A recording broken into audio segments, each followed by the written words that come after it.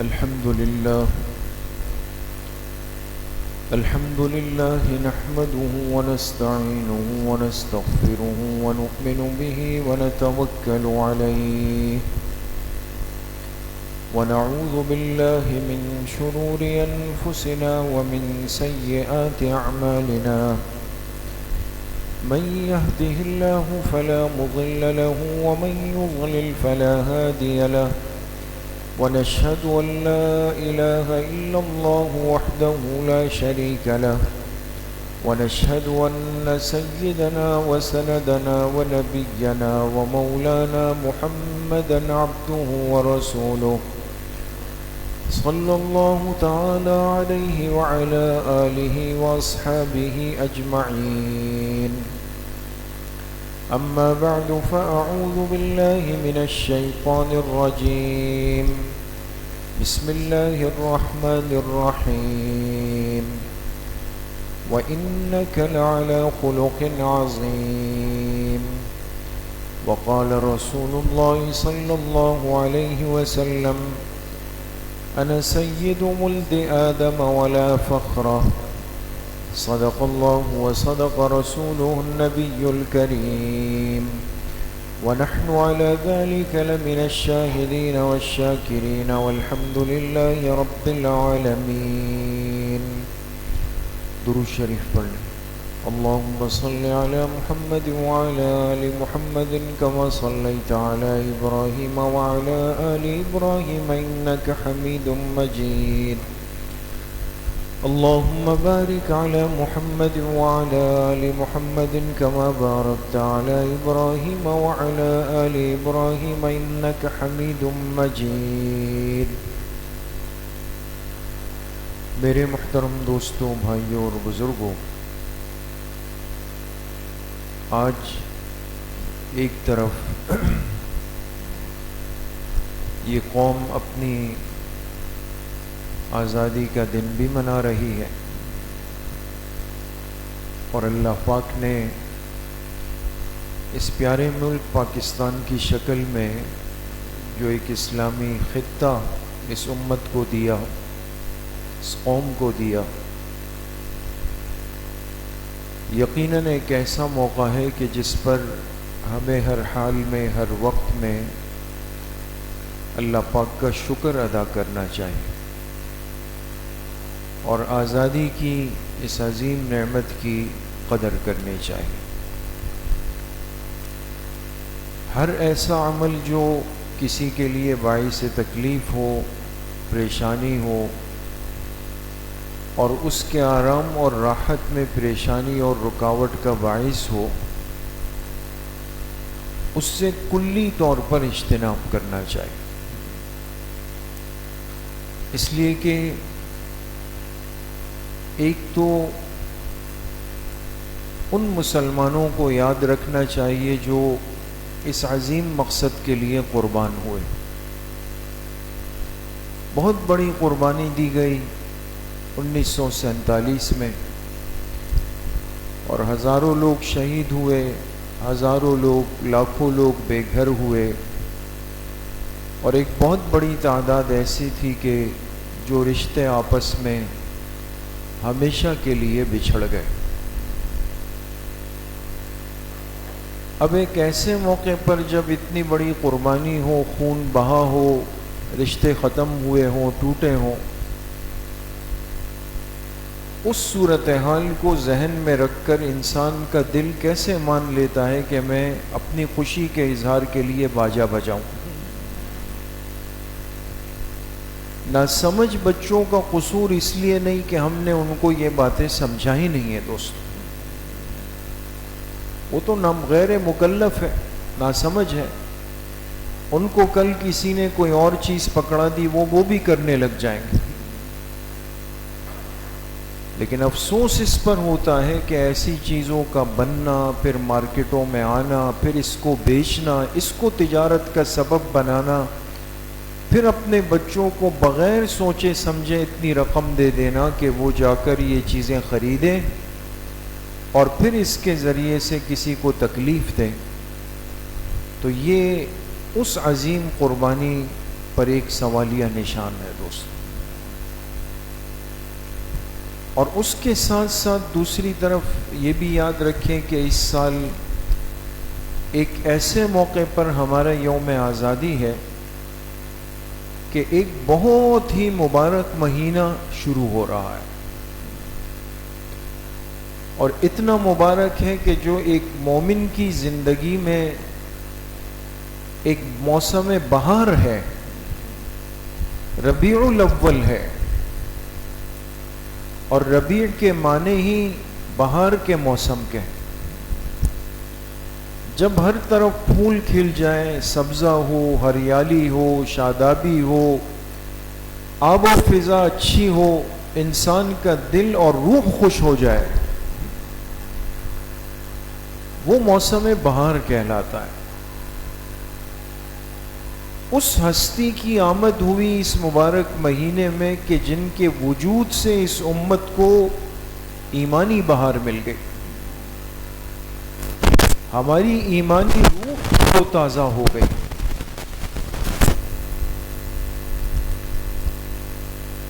تو یہ چیز بھی پیش نظر رہے کہ ہم یہ واجب جائیں، اور ماہ ربیع الاول کا آغاز ہے، جس پاک پیغمبر علیہ الصلوۃ والسلام کی آمد ہوئی. آپ نے واضح طور پر آسان الفاظ میں ایسی تمام چیزوں کو منع فرمایا، حرام فرمایا جو لوگوں کے لیے باعث تکلیف بن جائے.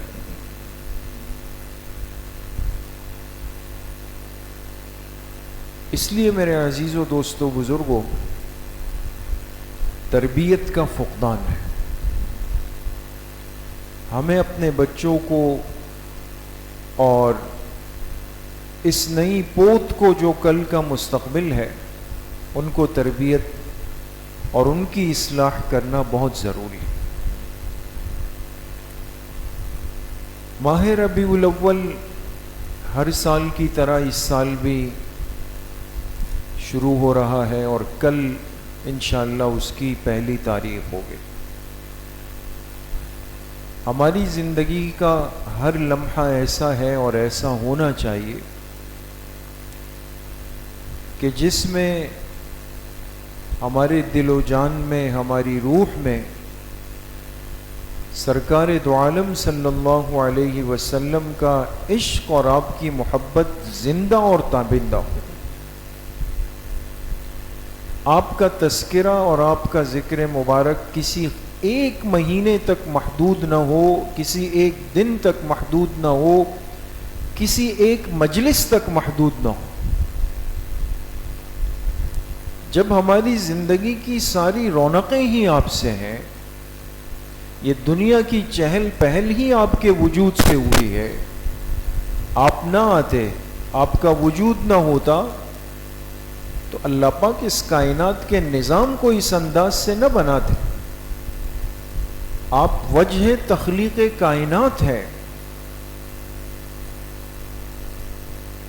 پیدائش سے لے کر قبر تک کی زندگی کا کوئی مرحلہ ایک مومن مسلمان کا ایسا نہ ہو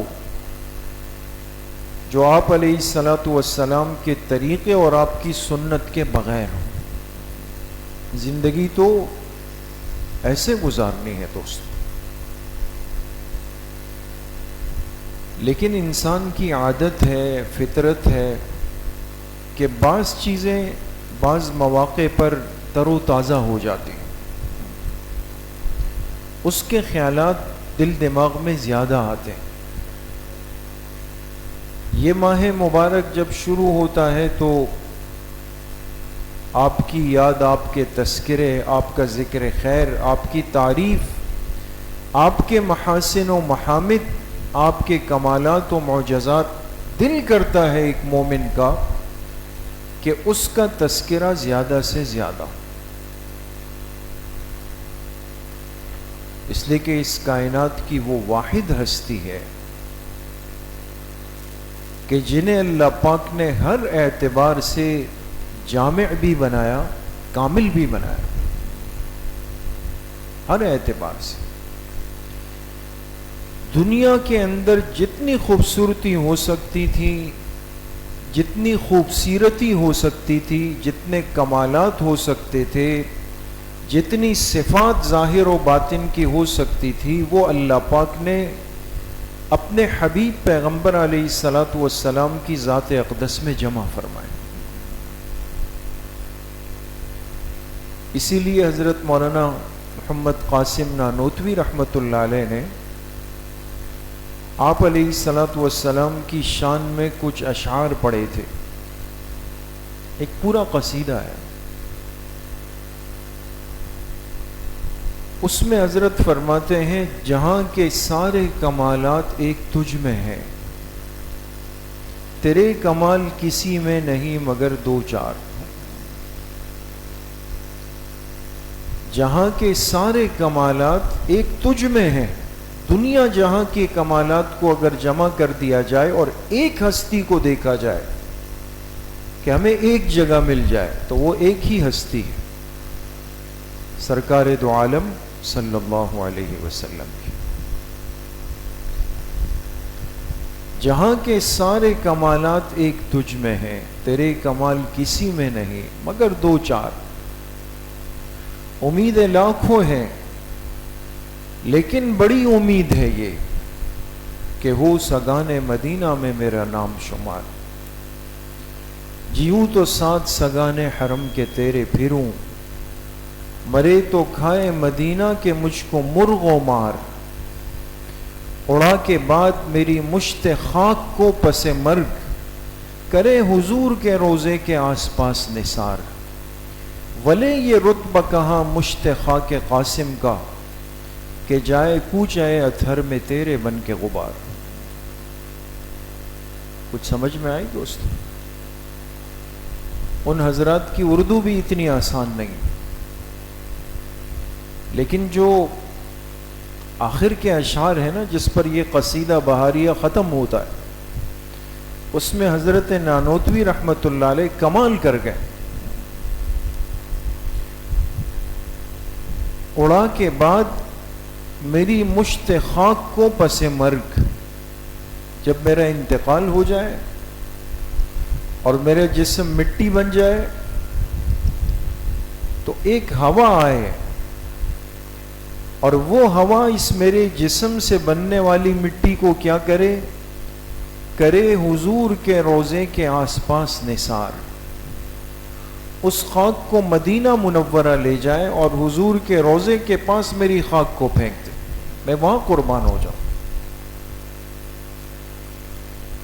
لیکن آگے آخر میں کہتے ہیں ولے یہ رتبہ کہاں مشت خاک قاسم کا، کہاں قاسم کی جسم کی مٹی کی یہ حقیقت اور یہ کیفیت ہو سکتی ہے اور یہ کمال اس کو مل سکتا ہے کہ جائے کوچ آئے اتھر میں تیرے بن کے غبار۔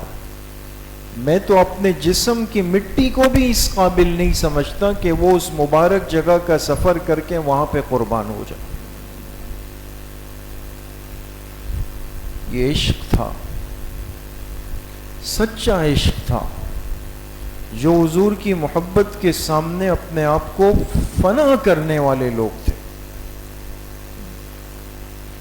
علامہ اقبال نے کہا تھا نا، تو غنی از ہر دو عالم من فقیر، روز محشر عذر ہائے من پذیر، گر تو بینم رات بینی ناگزیر، از نگاہ مصطفیٰ پنہا بگیر۔ اشعار میں کیا بول گئے دوستوں؟ فرماتے ہیں اللہ پاک کو مخاطب کر کے، شاعر مشرق، تو غنی از ہر دو عالم من فقیر، اے اللہ آپ تو دونوں جہاں کے بادشاہ ہیں، غنی بادشاہ ہیں، میں فقیر بندہ ہوں، میں فقیر ہوں۔ روز محشر عذر ہائے من پذیر، جب قیامت کا دن ہوگا نا، روز محشر ہوگا، میرے پاس گناہوں کے انبار ہوں گے، بہت سارے ہوں گے، لیکن اے اللہ آپ فضل فرما کے عذر ہائے من پذیر، آپ اس کو معاف کر دیجئے گا. گر تو بینم رات بینی ناگزیر، اور اے اللہ اگر آپ فیصلہ فرمائے کہ نہیں اقبال کا تو حساب لینا ہے، اس کے تو نامہ اعمال کو کھولنا ہے، پھر ایک کرم فرما دیجئے گا، از نگاہ مصطفیٰ پنہا بگیر، مجھے میرے محبوب کے سامنے رسوا مت فرمائیے گا کہ حضور علیہ الصلوۃ والسلام کے سامنے میرے گناہوں کا حساب کتاب ہو، اس شرمندگی سے مجھے بچا لیجئے. حضور سے عشق کرنے والوں نے تو اپنے آپ کو مٹایا ہے دوستو. یہ صرف زبانی دعووں کا نام نہیں ہے. واقعی انسان اپنی صورت کو، اپنی حالت کو، اپنی زندگی کو دیکھے اور پھر دیکھے کہ میں حضور علیہ الصلوۃ والسلام کے مبارک طریقوں سے کتنا میل رکھتا ہوں، کتنا جوڑ رکھتا ہوں. اس ہستی کی آمد ہوئی اس مبارک مہینے میں. لیکن چند باتیں دوستو بزرگوں سمجھنے کی. حضور علیہ الصلوۃ والسلام دنیا میں تشریف لائے تو دن کون سا ہے؟ جی پیر کے دن ہے. کئی روایات میں یوم الاثنین ہے. پیر کے دن آپ دنیا میں تشریف لائے، اس پر اتفاق ہے. اور جس دن آپ دنیا سے تشریف لے گئے تو وہ بھی کون سا دن تھا؟ پیر کا دن تھا. بات سمجھ میں؟ آپ کی آمد بھی پیر کے دن، آپ کی دنیا سے روانگی بھی پیر کے دن ہوئی. اسی لیے بعض حضرات نے دعائیں مانگی اور ترجیح دی پیر کے دن کو جمعے کے دن پر. علماء نے کہ جس شخص کا انتقال پیر کے دن ہو، ایسے شخص کی موت کو عاشقین کی موت میں شمار کیا جاتا ہے. یہ فرق آج سمجھ کے جائے. فرمائے جو جمعے کے دن فوت ہو جائے اس کی موت صالحین کی موت لکھی جاتی.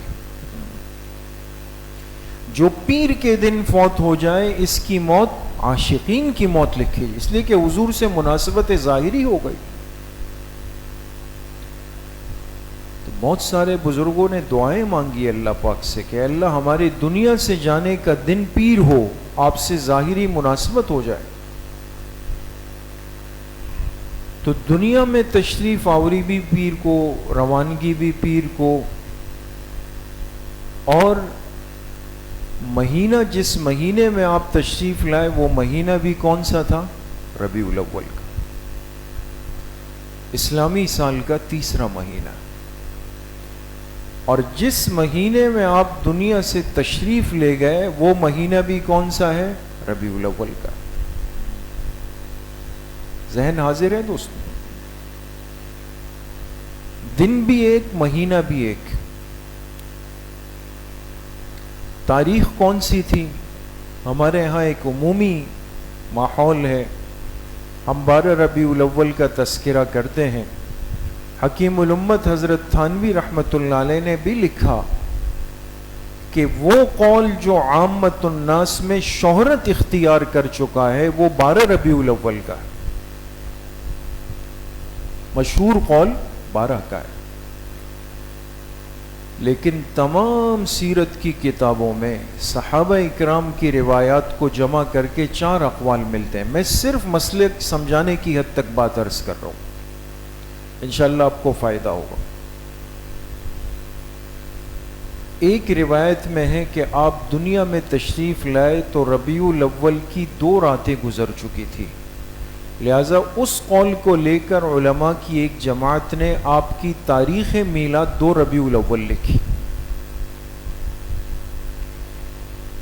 ایک روایت یہ کہ آپ دنیا میں تشریف لائے تو 8 راتیں گزر چکی تھی، انہوں نے 8 ربیع الاول کے قول کو اختیار کیا. اور تیسرا ایک قول یہ ہے کہ 10 راتیں گزر چکی تھی، انہوں نے 10 ربیع الاول کا قول اختیار کیا.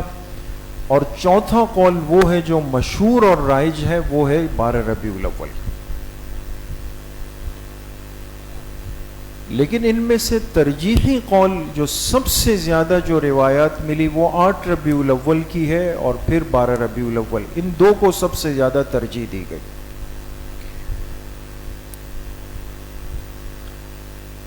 اب ہر بندہ اپنی اپنی کیفیت ترتیب میں اپنے علماء سے پوچھ کر سیکھ کر چلتا ہے، اور اس طرح کرنا چاہیے۔ لیکن دو باتوں پر اتفاق ہے کہ مہینہ ربیع الاول ہے اور دن پیر کا ہے، سمجھ گئے؟ اسی مہینے میں پیدائش، اسی مہینے میں وفات، یہ اتفاق کیوں ہوا دوستو؟ اللہ پاک نے آپ کو دن اور مہینہ آپ کی آمد اور روانگی کے لیے ایک ہی دیا، اس کی وجہ کیا ہے؟ اس نقطے کو آپ سمجھ لیں، بڑے مسئلے حل ہو جائیں گے دوست۔ اس میں کوئی دو رائے نہیں ہے کہ جب انسان دنیا میں آتا ہے، اس کی پیدائش ہوتی ہے، تو یہ موقع کس کا ہوتا ہے؟ جی، خوشی کا ہوتا ہے۔ آپ کے ہاں بیٹا بیٹی پیدا ہو، پوتا پوتی پیدا ہو تو اہتمام ہوتا ہے، یاد رکھا جاتا ہے، مبارکبادیں ہوتی ہے، تحفے تحائف آتے ہیں، جی کیا ہوا؟ جی گھر میں خوشی آئی ہے۔ ولادت خوشی کا موقع ہے، اور جس دن کسی کا انتقال ہو جائے اور دنیا سے رخصتی ہو جائے تو یہ فطری اور طبعی اور شرعی طور پر یہ موقع کس چیز کا ہے؟ غم کا ہے۔ بات سمجھ گئے دوستو؟ یہ تو ہم نے آپس کی بات کی نا۔ حضرت انس رضی اللہ تعالی عنہ کی روایت ہے، صحابہ کیا کہتے ہیں؟ حضرت انس رضی اللہ تعالی عنہ فرماتے ہیں کہ ہماری زندگی میں سب سے زیادہ خوشی کا دن اور خوبصورت روشن دن وہ تھا جب آپ علیہ الصلوۃ والسلام مدینہ منورہ کے اندر تشریف لائے، داخل ہو گئے، تو ایسا لگا کہ جیسے مدینہ منورہ کا موسم بدل گیا ہو، ہر چیز پر ایک خوبصورتی آ گئی۔ اور فرمایا جس دن سے آپ مدینہ منورہ میں داخل ہوئے دوستو، یہ حدیث میں، اس دن سے لے کر آپ کی وفات تک مدینہ منورہ میں آپ کے وجود کی ایک خوشبو محسوس کی جاتی تھی۔ لیکن آگے حضرت انس رضی اللہ عنہ فرماتے ہیں کہ ہماری زندگی کا سب سے زیادہ تکلیف اور غم کا دن، اور ہمیں ایسا لگا کہ جیسے مدینہ منورہ پر ایک تاریکی چھا گئی، وہ دن تھا جس دن جناب نبی کریم صلی اللہ علیہ وسلم دنیا سے تشریف لے گئے۔ آپ کی آمد کی خوشی میں وہ کیفیت تھی، آپ کی دنیا سے تشریف لے جانے کی صورت میں یہ کیفیت تھی۔ تو اب اگر ہم خوشی کے اظہار کو لیں گے تو پھر تو خوشی ہے انسان وفات کو بھول جائے، اگر وفات کو لیں گے تو غم ہی غم ہے، خوشی کو بھول جائے، ہے نا؟ دونوں چیزیں اللہ پاک نے جمع فرما دی، دونوں چیزیں۔ امت کو قیامت تک کے لیے سبق ملا کہ ہمیں جس راستے پر چلنا ہوگا وہ اعتدال والا راستہ، دونوں چیزیں۔ اب ایک سمجھدار بندہ، دو باتیں گھر میں ایک وقت ہو جائے، ایک خوشی کی خبر ہو، ایک تکلیف کی خبر ہو، سمجھدار بندہ اس کو مینیج کرتا ہے، کنٹرول کرتا ہے اس کو۔ اب کیا راہ اعتدال اختیار کرنی ہے، یہ ہمارے اعمال اور حرکات و سکنات پر دار و مدار رکھے گا، اس پر ڈیپینڈ ہوگا۔ ہمیں اعتدال کی تعلیم ہو گئی۔ کوئی کافر کہنے والا ہو تو وہ کہے کہ یہ مہینہ ایسا ہے کہ جس میں کوئی مسلمان خوش نہیں ہو، کیسے خوش نہیں ہو سکتا؟ جس مہینے میں آپ کی آمد ہوئی ہو، ولادت ہوئی ہو، بعثت ہوئی ہو، آپ پر وحی اتری ہو، آپ نے ہجرت فرمائی ہو، وہ مہینہ کیسے خوشی کا نہیں ہوگا؟ خوشی کا تو ہے، لیکن اسی مہینے میں اسی دن میں آپ کی روانگی بھی ہوئی ہے. ہمیں اعتدال کا درس اور اعتدال کی تعلیم دی گئی. دوستو، کوئی ایسا عمل نہ کرے جو ہمارا جھکاؤ صرف ایک پہلو کی طرف زیادہ کر دے. احتیاط اعتدال کے ساتھ انسان چلے گا. تیسری بات یہ ہے کہ اللہ پاک نے آپ کو جس نسب سے نوازا، جو عالی نسب ہے، اور نسب اور شجرہ خاندان یہ ایسی چیز ہے کہ جس پر انسان شکر ادا کرتا ہے. تکبر نہیں، تکبر کی ممانعت ہے. لیکن آپ کو پتا ہو کہ آپ کے والد، آپ کے دادا، آپ کے پردادا، ان سے اوپر کا سلسلہ، ہم تو ایک خاندانی لوگ چلتے ہوئے آئے ہیں، تو انسان کا خون تازہ ہوتا ہے. ہم اپنے ناموں کے ساتھ نسبتیں لگاتے ہیں، جی ہم فلاں فلاں فلاں فلاں. کیوں؟ اس لیے کہ یہ ہمارا نسب نامہ ہے، عزت کی چیز ہے. حضور علیہ الصلوۃ والسلام کا جو نسب نامہ ہے وہ اس کائنات کا سب سے عالی اور عزت اور شرف والا نسب نامہ ہے. اور اس کے 3 حصے ہیں دوست آپ کے نسب کے. جو پہلا حصہ ہے وہ آپ علیہ الصلوۃ والسلام سے لے کر وہ عدنان تک پہنچتا ہے. محمد ابن عبداللہ ابن عبد المطلب ابن ہاشم ابن عبد مناف ابن قصی ابن کلاب ابن مرہ. یہ چھوٹا سا حصہ میں نے پڑھا ہے، لیکن آپ ذہن میں ایک لفظ رکھیں، کلاب ابن مرہ. ٹھیک ہے؟ یہ آپ کا ددیال ہے. والد دادا دادا سے ہوتے ہوئے اوپر تک جائیں، ایک جگہ آئے گی اس میں ہے کلاب ابن مرہ. اس کلاب سے آگے جا کر پھر معد ابن عدنان. عدنان وہ شخص ہے آپ علیہ السلام کے نسب نامے میں کہ جہاں تک آپ علیہ السلام کا نسب بالاجماع محفوظ ہے،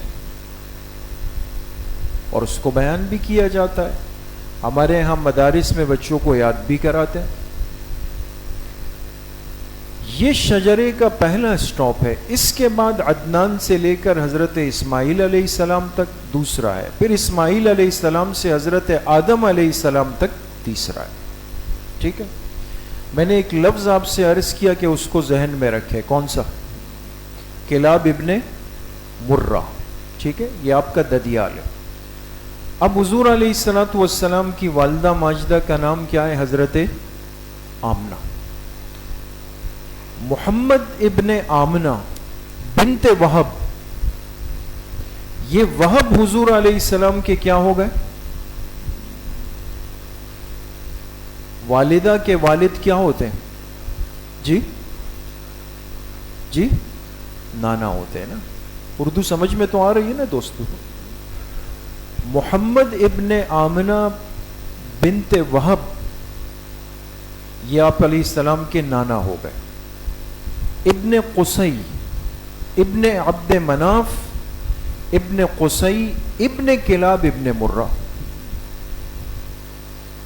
آ گیا کلاب ابن مرہ. دوست جو بات سمجھانا چاہتا ہوں،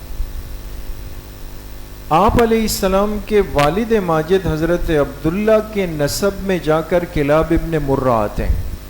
آپ کی والدہ ماجدہ حضرت آمنہ کے نسب میں آگے جا کے کلاب ابن مرہ آتے ہیں. یہ وہ پوائنٹ ہے، وہ جگہ ہے جہاں آپ کا ددیال اور ننیال آ کے ایک ہو جاتا ہے. سمجھ میں آ گئی بات دوست؟ کس پہ ایک ہو جاتا ہے؟ کلاب ابن مرہ پہ ایک ہو جاتا ہے. یہ ذہن میں رکھے، آگے کوئز پروگرام آ رہا ہے، بچے توجہ دیں، نوجوان ساتھی. کلاب ابن مرہ پہ ایک ہو جاتا ہے. اور یہ عرب کا سب سے عالی اور سب سے اونچے درجے کا خاندان ہے. اور انسان کو جب پتہ چلے کہ میرا خاندان اتنا بڑا ہے تو بعض دفعہ تکبر کرتا ہے. لیکن حضور علیہ الصلوۃ والسلام جیسی مبارک ہستی، آپ نے کیا فرمایا کہ اللہ پاک نے اولاد اسماعیل میں سے کنانہ کو لیا، کنانہ میں سے قریش کو لیا، قریش میں سے بنو ہاشم کو لیا، پھر بنو ہاشم میں سے مجھے چنا، انا سید ولد آدم ولا فخرا، اور میں تمام بنی آدم کا سردار ہوں، لیکن میں اس پہ فخر نہیں کرتا۔